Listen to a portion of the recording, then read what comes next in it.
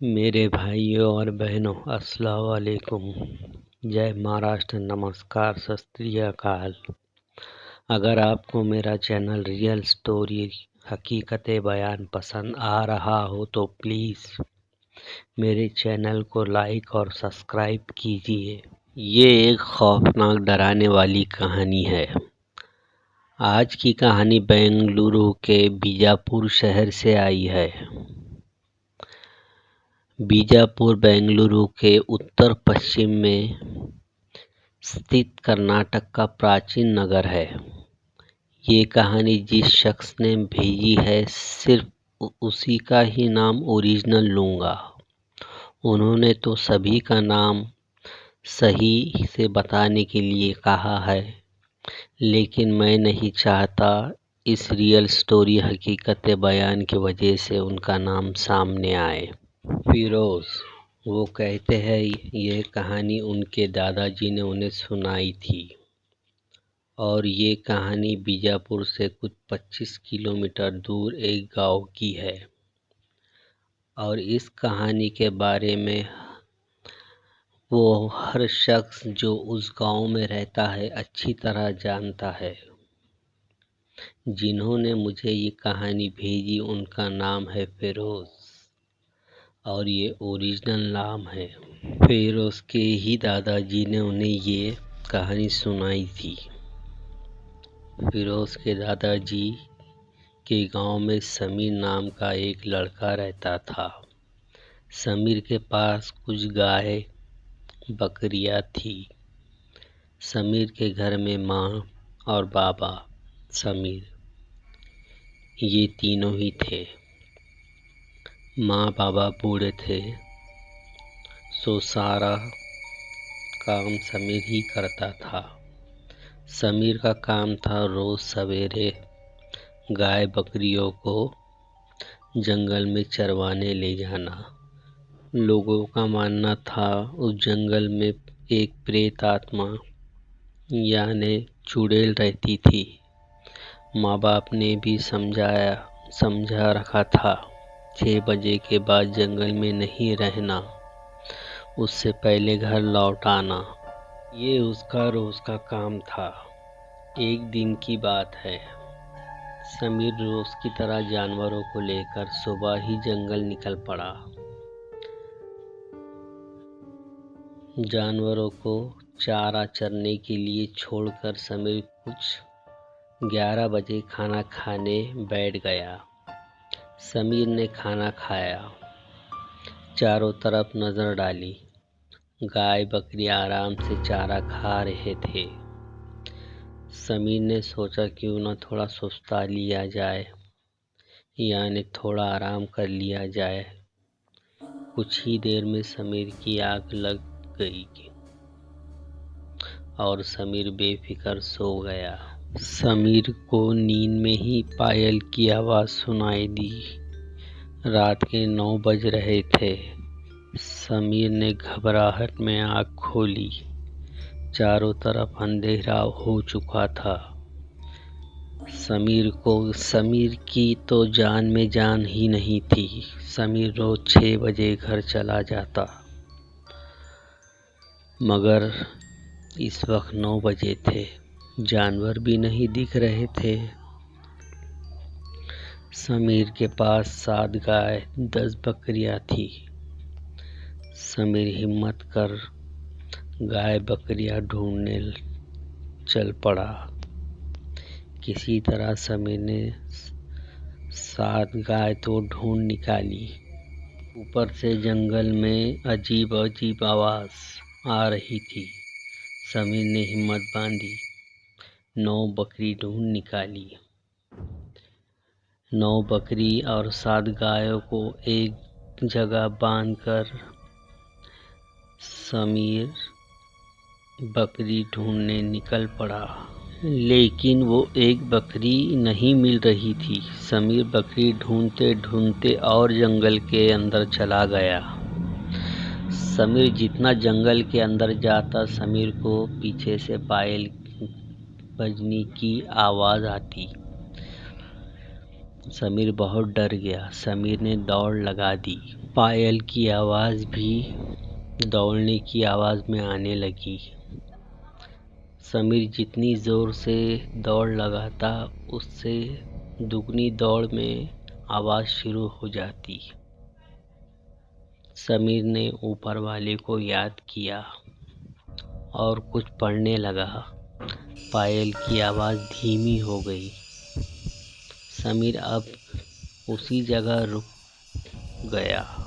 थोड़ी ही दूर पर एक लड़की, बेहद खूबसूरत, मराठी में बोलते हैं ना, अति सुंदर, बकरी सोबत खेलत होती, यानी बकरी के साथ खेल रही थी। समीर के तो होश ही उड़ गए। वो इतना डर गया था कि बेहोश हो गया। उस लड़की ने समीर को किसी तरह होश में लाया। समीर ने पूछा, आप कौन और इतनी रात को यहाँ क्या कर रही हो? उस लड़की ने कहा, मैं मेरे दादी के घर गई, डरते डरते यहाँ से जा रही थी। ये बकरी यहाँ चिल्ला रही थी, मैं इसी के साथ यहाँ रुक गई। लेकिन समीर ने पूछा, आप हो कौन? वो खूबसूरत लड़की बोली, हम तुम्हारे ही घर के सामने नए नए रहने के लिए आए हैं। ये सुनकर समीर के जान में जान आई। समीर बकरी पकड़ने आगे बढ़ा, उसके गले में रस्सी डाली और जैसे ही पीछे देखा वहाँ कोई लड़की नहीं थी। समीर बहुत डर गया। किसी तरह सारे गाय बकरी लेकर घर पहुंचा। समीर ने इस बारे में घर में कुछ नहीं कहा। सुबह समीर को बहुत तेज बुखार हो गया। माँ ने दिन भर समीर का सर, हाथ, पैर पानी से पोंछे। माँ है ना। समीर को रात में आराम, बुखार से राहत मिली। फिर सुबह माँ ने कहा, आज जंगल ना जाओ, कल से चले जाना। समीर ने हाँ में सर हिलाया। माँ बाबा ने चावल, दाल, बाजरे की रोटी समीर को बनाकर अच्छे से खिलाया। खाने के बाद समीर आराम से सो गया। रात के कुछ 9 बजे होंगे। समीर को वही पायल की आवाज़ सुनाई दी। समीर नींद से उठ बैठा। गांव में तो सभी जल्दी सो जाते हैं। सारे गांव में सन्नाटा। समीर ने हिम्मत कर दरवाजे की कुंडी खोली तो क्या देखता है, वही लड़की सामने के घर के दरवाजे में खड़ी है और दरवाज़ा पूरा जाली से ढका है। दोनों कई घंटे धीमी आवाज़ में एक दूसरे से बात करते रहे। समीर को समझ आया तकरीबन 2 बज गए। समीर ने इशारे से धीमी आवाज़ में कहा, अब सो जाओ, और दरवाज़ा लगा लिया। समीर सुबह रोज़ के टाइम पर गाय बकरी लेकर बाहर निकल पड़ा। लड़की का दरवाज़ा बंद था। समीर जंगल निकल गया। जानवर जंगल में छोड़े और आराम से बैठ गया। शायद उसी लड़की के बारे में सोच रहा था। सोचते सोचते कब आँख लग गई पता ही नहीं चला। फिर वही देर रात 12 बजे समीर की आँख खुली। सामने वही लड़की और सारे जानवर भी पास ही में बंधे हुए। समीर ने पूछा, आप यहाँ, आप कौन हो? आपका नाम क्या है? जी मेरा नाम रिज़बा है। मैं अपने दादी के घर से आ रही थी। आप यहाँ सोते दिखे तो रुक गई। दादी का घर यहाँ जंगल में? रिज़बा ज़ोर से बोली। हाँ क्यों, जंगल में घर नहीं होते क्या? समीर की तो जैसे रिज़बा की आंखें देखकर जान ही निकल गई थी। रिज़बा ने कहा, चलो घर चलते हैं। समीर ने डर के मारे कुछ नहीं कहा। दोनों वहां से चल पड़े।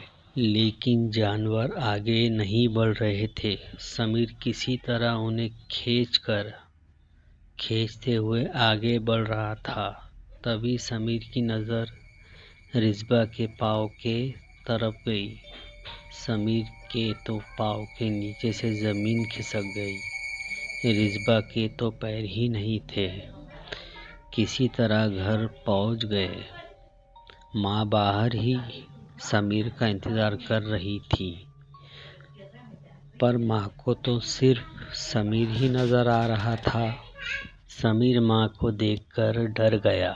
माँ से कहा, माँ माँ माँ, ये रिज़बा है। माँ ने कहा, कितनी रात हो गई। आज फिर मेरा बेटा कितना थक गया कि सिर्फ माँ माँ माँ के सिवा कुछ बोलता ही नहीं। समीर बहुत हैरान था कि माँ को रिज़बा क्यों नहीं दिख रही, क्योंकि रिज़बा एक चुड़ैल थी जो समीर को मारकर उसका खून पीना और मांस खाना चाहती थी। फिर वही हुआ। रात में कुछ 10 बजे थे। वही पायल की आवाज़ जो सिर्फ समीर को ही सुनाई देती। समीर ने डरते डरते दरवाजे की कुंडी खोली।